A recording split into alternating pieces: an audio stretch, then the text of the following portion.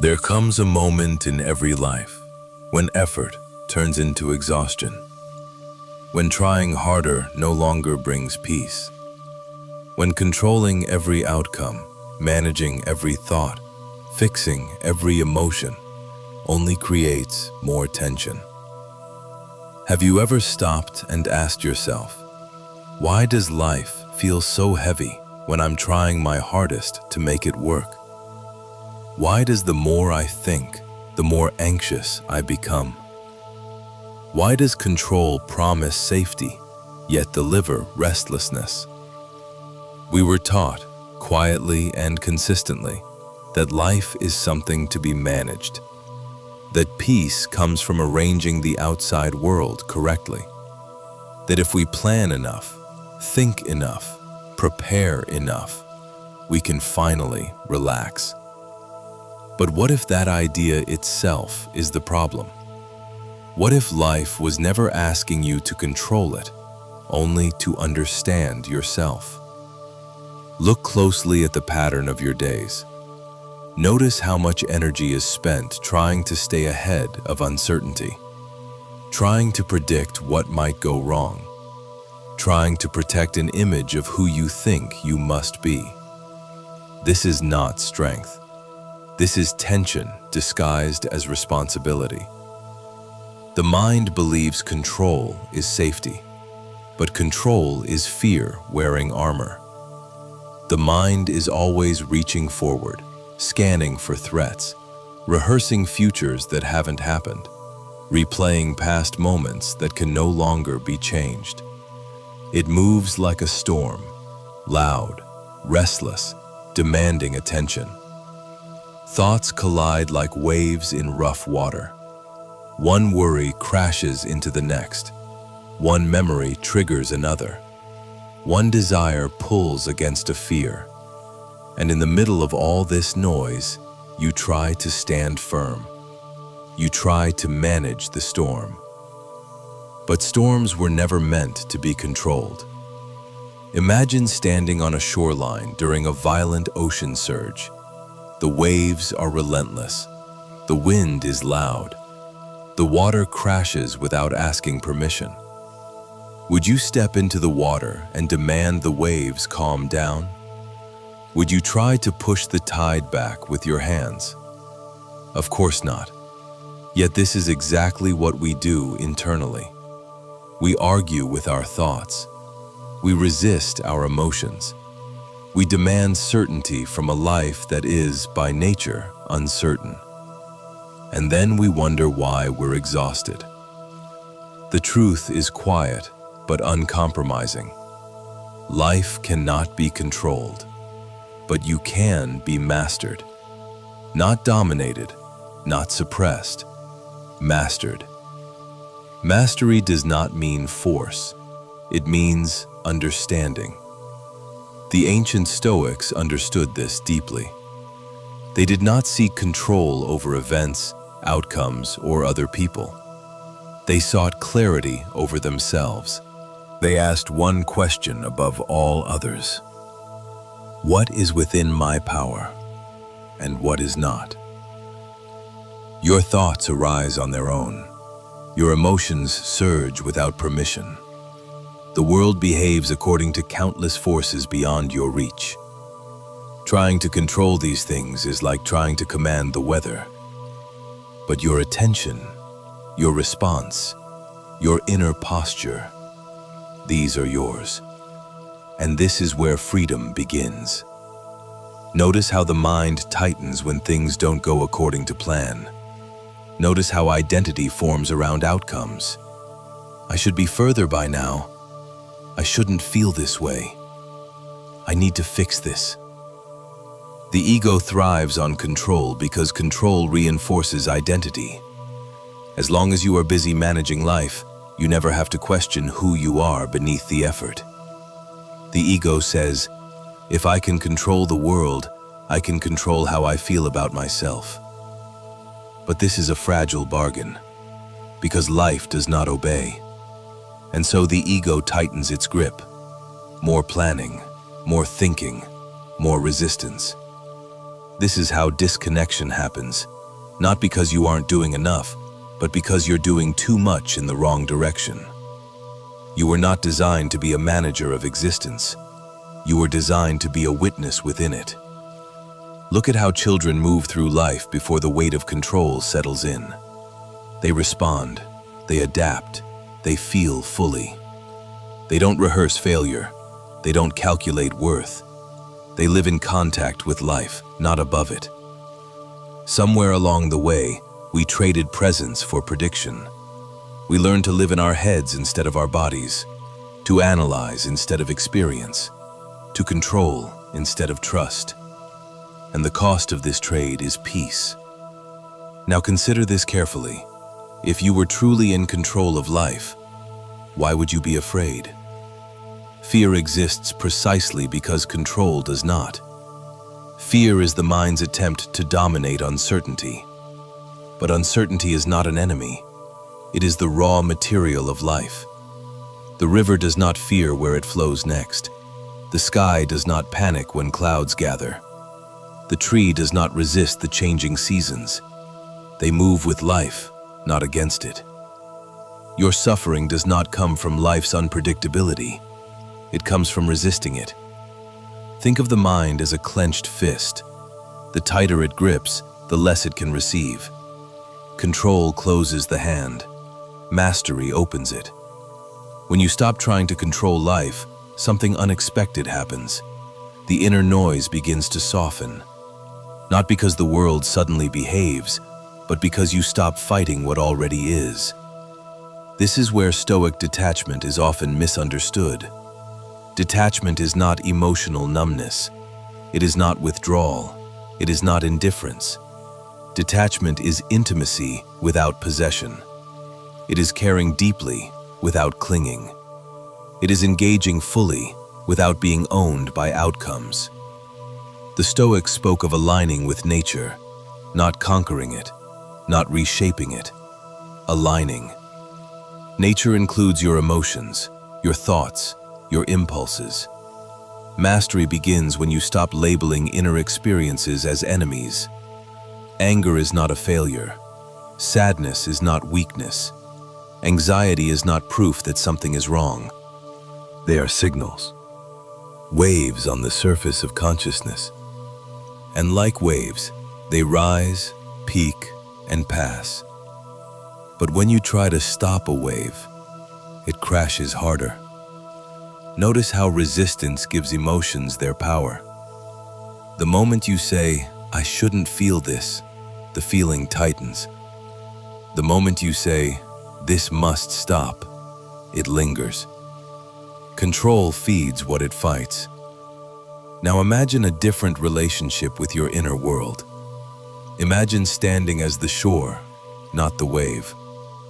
The wave may surge, it may roar, but it cannot drown the shore. You do not need to eliminate emotion to be free. You need to stop identifying with it. This is the quiet art of mastery, not suppression, observation, not force, clarity. You are not the storm of your thoughts. You are the sky in which the storm appears. The sky does not argue with thunder. It does not chase clouds away. It allows movement without being disturbed. Ask yourself something honest. What if peace isn't found by fixing yourself, but by seeing clearly that you were never broken? What if the need to control is not strength, but a misunderstanding of who you are? The ego believes safety comes from certainty. Awareness knows peace comes from presence. Presence does not require control. Presence dissolves it. When you are fully present, thought loses its grip. When you are fully here, the future cannot threaten you. This is why moments of stillness feel sacred, because they reveal what remains when control drops away. Think about the rare moments when the mind goes quiet, when you're absorbed in music, lost in nature, deep in creative flow. In those moments, are you controlling life? No, you are participating in it. And notice, Those are often the moments you feel most alive. Control separates you from life. Mastery reunites you with it. Now gently turn your attention inward. Notice the tension you carry, the subtle clenching behind your thoughts, the effort to manage how you're perceived, the pressure to arrive somewhere else. That tension is not required. It is learned, and what is learned can be released. You don't have to drop control all at once. You simply have to stop believing it is protecting you. Ask yourself quietly, what am I trying to control right now? A feeling? An outcome? An image of myself? And then ask something deeper. What happens if I don't? The mind will protest. It will warn you of danger. It will offer worst-case scenarios. This is its job. But you don't have to obey every thought. Mastery is the ability to listen without surrendering authority. You are not here to silence the mind. You are here to stop being ruled by it. There is a difference, and this difference changes everything. The mind resists this truth because it mistakes control for survival. It believes that without constant supervision, everything will collapse. But look closely. Has control ever truly delivered peace? Even when things go according to plan, the relief is temporary. The mind quickly finds something else to manage, another problem to anticipate, another outcome to secure. Control has no finish line. This is why mastery is liberation. Because mastery does not depend on circumstances. Mastery begins the moment you stop demanding that life behave a certain way for you to be okay. The Stoics understood this with remarkable clarity. They taught that peace comes from aligning with reality, not reshaping it. From accepting what is given while refining how one meets it. They did not ask, how do I make life bend to my will? They asked, how do I remain unshaken no matter what arrives? This is inner sovereignty. You do not control the wave. You learn how to ride it. You do not command the wind. You adjust the sail. You do not dominate life. You meet it with composure, presence, and dignity. This is strength without aggression, power without force. Notice how much of your suffering comes not from events, but from your relationship to them. The story you tell yourself, the meaning you assign, the resistance you hold. Two people can face the same situation and experience entirely different inner worlds. One collapses, the other remains steady. The difference is not circumstance, it is mastery. And mastery begins with awareness. Awareness reveals that thoughts are not commands, they are suggestions. Emotions are not threats, they are messages. Events are not personal, they are neutral movements in a vast unfolding. When this is seen clearly, something softens inside. You stop taking everything so personally. You stop fighting every sensation. You stop arguing with reality. And in that surrender, a deeper intelligence takes over. Surrender is often misunderstood as weakness, but true surrender is precision. It is the refusal to waste energy resisting what cannot be changed. It is choosing clarity over control. The river does not argue with the mountain. It flows around it. The mountain does not resent the storm. It remains. This is the posture of mastery. Now, notice the ego's final defense. It says, if I let go, I will lose myself. But look closely. What exactly are you afraid of losing? An image? A role? A narrative? These are not you. They are constructions. The self you fear losing is the very thing causing the struggle. What remains when control drops is not emptiness. It is presence. And presence is alive. When you are no longer busy managing life, you become available to it. You hear more clearly. You feel more deeply. You respond rather than react. This is where intuition replaces overthinking, where wisdom replaces anxiety, Not because you know what will happen, but because you trust yourself to meet whatever does. This is the deepest form of security. Security not based on outcomes, but on inner steadiness. Now consider this carefully. What if life is not happening to you, but through you? What if your role is not to control the current, but to remain clear enough for it to flow unhindered? The ancient Hermetic principle states, "As within, so without." This does not mean you manipulate reality through force. It means your inner state determines how reality is experienced. A turbulent mind meets a turbulent world. A centered mind meets clarity, even in chaos. You don't need life to calm down. You need to stop shaking. And when you do, something profound reveals itself. You realize that peace was never missing. It was simply buried beneath effort. Now bring attention to your body. Notice where control lives physically. The jaw, the shoulders, the chest, the stomach. Control is contraction. Mastery is release. Not collapse, release. A letting go that is alert, grounded, awake. You are not falling backward. You are standing upright without armor. This is what it means to be spiritually awake in a grounded way. Not detached from life, but unattached to illusion. You engage fully, love deeply, act decisively, without tying your worth to results. This is freedom. Freedom is not the absence of challenge. It is the absence of inner resistance. Now imagine living from this place. Decisions become cleaner. Reactions slow down. Emotions move through instead of getting stuck. You stop rehearsing disaster. You stop clinging to certainty. You meet life moment by moment.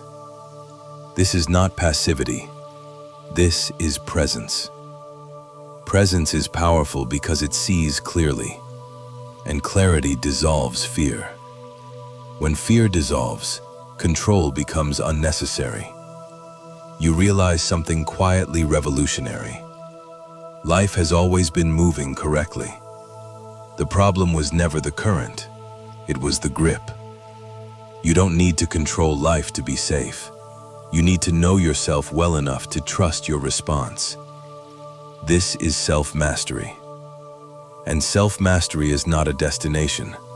It is a way of standing. Each moment becomes an invitation. Will you tighten, or will you remain open?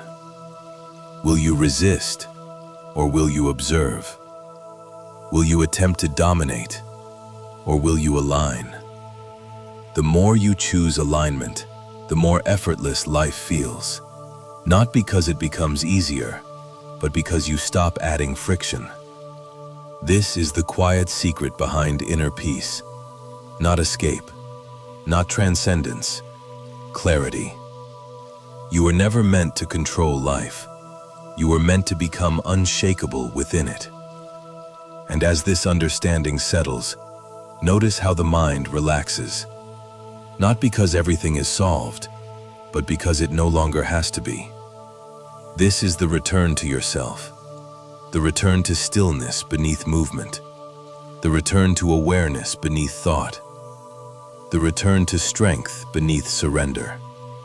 And from this place, action becomes clean, purpose becomes clear, life becomes lived rather than managed.